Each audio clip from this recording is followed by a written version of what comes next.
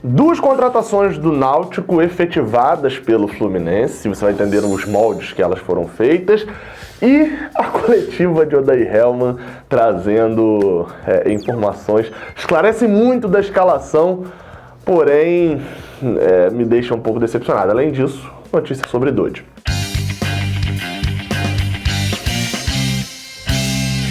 Seja bem-vindo, você guerreiro de todo o Brasil e de todo o mundo, aqui ao canal Raiz Tricolor. Eu sou o Gabriel Amaral, eu sou jornalista por formação e sou tricolor de coração.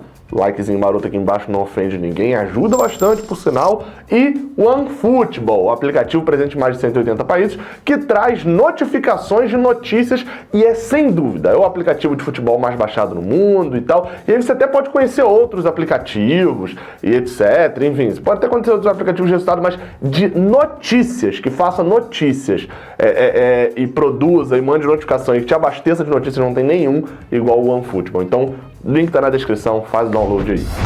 Primeira notícia do vídeo de hoje é sobre a renovação de Dodge. Sim, novela mexicana, Paola, Paulina, Carlos Daniel e Dodge, pra quem pegou essa referência aí, hein? Dodge que se considera a esmeralda do Fluminense nesse momento, mas é fato, né? Tirando a brincadeira e as brincadeiras com as novelas mexicanas, afinal de contas, o Fluminense não é um clube de Maria do bairro, mas acabou. Agora eu prometo que acabaram as referências de novela mexicana. Dodge ainda negocia renovação. O Fluminense recentemente ofereceu um contrato parecido a Lucas Claro, e a notícia do Globoesporte.com traz de que, voltando da Europa agora, o Fluminense vai negociar, voltando da Europa, o empresário, né, de Dodge, o Fluminense vai negociar com o jogador e está oferecendo os contratos em moldes parecidos, ou seja, um tempo de contrato e um salário também parecido com o de Lucas Claro, porque, sejamos sinceros, tirando ali uma diferença de idade, que nem é tão grande assim, o que Dodge tem de diferente de Lucas Claro? É um jogador que nos últimos anos não foi tão bem e, além disso, fez uma temporada gigantesca em 2020, está fazendo uma temporada ótima. Lucas Claro, a temporada já é um pouco menor, no caso de Dodge já prolonga um pouco mais, mas assim, os dois brilhando muito em 2020. Então os contratos seriam semelhantes. Bem, vamos ver o que Dodge vai aceitar ou não essa proposta, porque o contrato dele vai só até dezembro. Segunda notícia do vídeo de hoje é sobre as coletivas de Odair Hellmann. Bem, especificamente a última coletiva. Odair me preocupou com algumas falas, especificamente duas falas, né, mais específicas.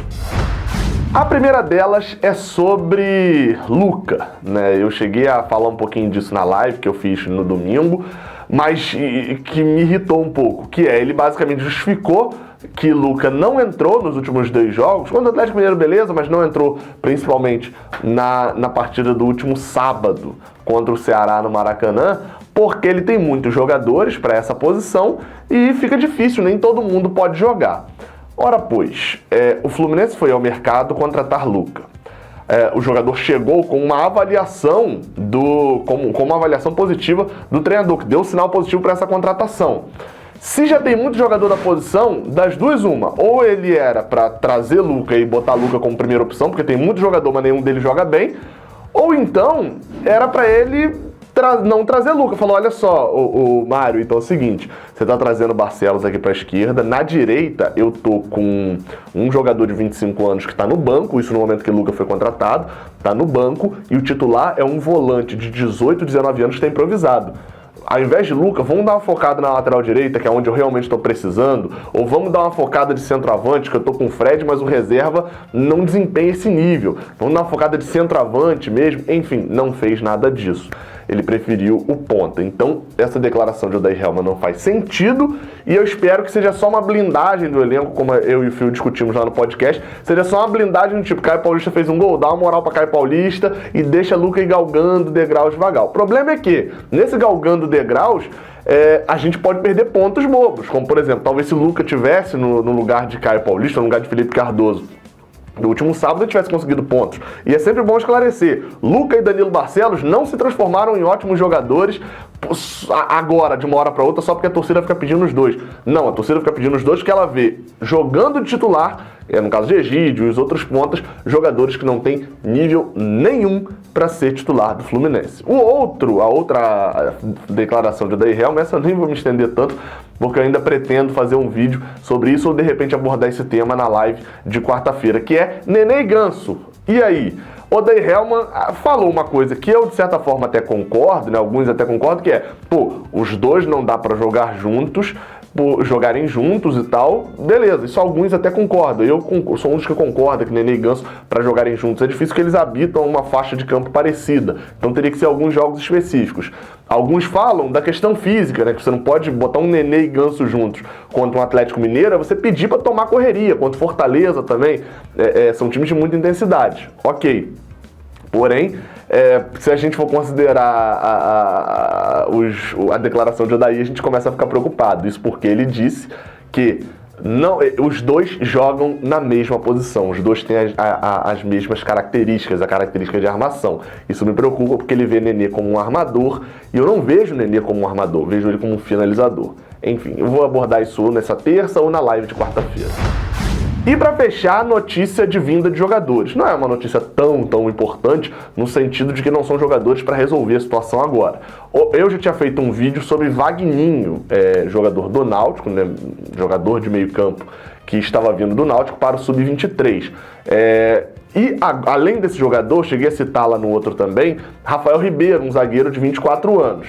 Bem, o Vagninho vem agora para o Fluminense e Rafael Ribeiro virá após a Série B.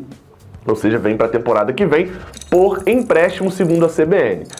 Porém, conversando com o João Matheus do canal CNC Diário, ele por sinal vai trazer uma análise de Rafael Ribeiro aqui já, a gente conversando, ele disse que basicamente a informação que ele tem é de que o Fluminense, o Náutico tá ficando com 40% do jogador, mas o jogador tá vindo por empréstimo, então são informações meio que conflitantes, a gente ainda não tem noção. Ele também tem informação lá do Náutico de que o Náutico receberá uma quantia significativa pelo jogador, só que isso é informação do Náutico, né? Às vezes, né, a gente sabe como é que essas informações, quando não vem com valor exato, são ditas de qualquer jeito. Enfim, fica aí uma análise de Rafael Ribeiro, zagueiro que só vem para a temporada que vem e, ao que tudo indica, por empréstimo.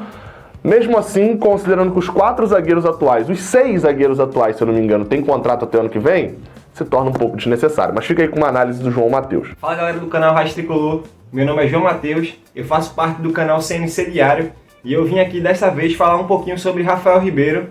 Rafael Ribeiro é um zagueiro de 24 anos que vai ser contratado pelo Fluminense.